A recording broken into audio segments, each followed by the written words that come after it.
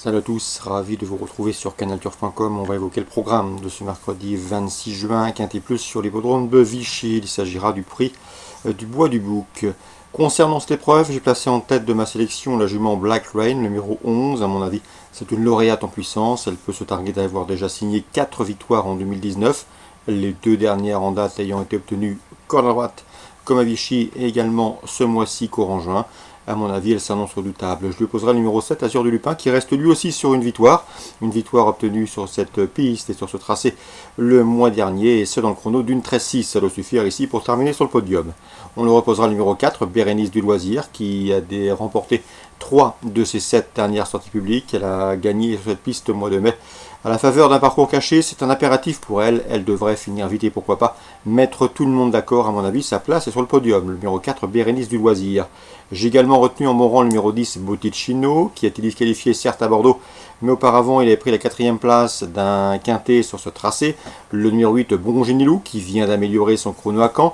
Le numéro 14, Athos Gabalea, un cheval qui a été longtemps tenu écarté de la compétition, mais qui monte en puissance, comme en atteste son dernier classement à Bordeaux. Le numéro 6, c'est Bonheur de Ney, il semble barré pour le succès, mais le cheval est un bon droitier, et à mon avis dans ce lot une passe peut lui revenir, tout comme le numéro 13, Baccarat de Niro, qui certes reste sur un échec à Anguin, qui certes restera ferré, mais qui a des références à faire valoir en pareille société. En cas de partance, sera le numéro 9, c'est Bellino Dovrecy. Résumé chiffré pour ce quintet vichysois du mercredi 26 juin, 11, 7, 4, 10, 8, 14, 6 et 13. Suite du programme, dans la première, j'aime beaucoup le 107 Girl de Léard, à mon avis le lot dans ses cordes. Elle est irréprochable depuis ses débuts, elle tourne bien corde à droite. Il faut compter avec elle. On lui posera le 106. C'est Goldica Blue qui a débuté victorieusement au Touquet. D'après son driver, à savoir Arnaud Chavat, eh bien c'est une pouliche rapide, exploitable assez tôt. Elle est pratique, maniable et possède surtout pas mal de vitesse. Donc à mon avis dans ce lot, elle doit répéter et terminer sur le podium. 107 et 106. Dans la troisième, mon préféré sera le 307 Superfez, un cheval de classe, vous le connaissez bien, il a déjà remporté 4 quintets. Sachez également qu'il a déjà signé un succès corde à droite et à mon avis, vu l'opposition, il doit pouvoir s'imposer. C'est le 307 Superfez, un cheval de qualité. Je lui poserai le 304 Biluka du Boscaï. Elle est dure à l'effort, elle est régulière.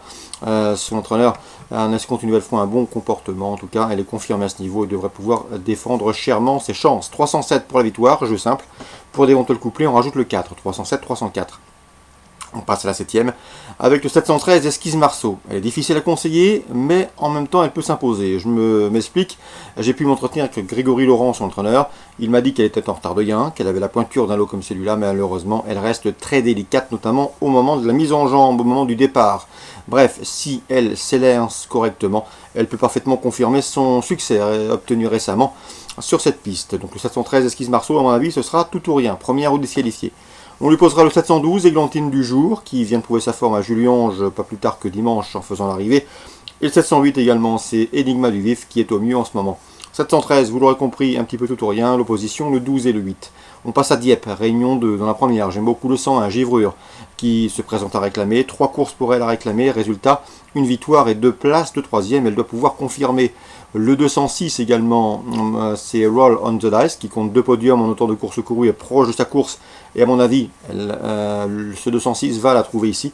Attention également au 309, Moodley qui a montré de la qualité en haie et qui débute ici sur le steeple avec des prétentions. C'est une pouliche de 4 ans qui doit pouvoir s'adjuger cette course. Donc à Dieppe Réunion 2, le 101, le 206 et le 309. Je termine avec Anguin Réunion 4 avec plusieurs courses ciblées. La première, le 102, Feeling Paco, un cheval de qualité, déjà 4 victoires pour lui en 6 courses courues. Fautif pour finir dernièrement à Laval le mois dernier où il avait été en mesure de conserver une place sur le podium, il faut le reprendre. Il a un bon numéro derrière la voiture, un cheval préservé qu'il mérite ici une mention favorable. C'est le 102 Feeling Paco. On passe à la troisième avec le 303 El Matador, autre sujet préservé, déjà 6 victoires pour lui en une dizaine de courses courues. C'est un cheval qui vient de bien faire à Rambouillet, mais qui a également des références sur le dur. Le 303 El Matador, à mon avis, c'est un candidat sérieux pour les premières places.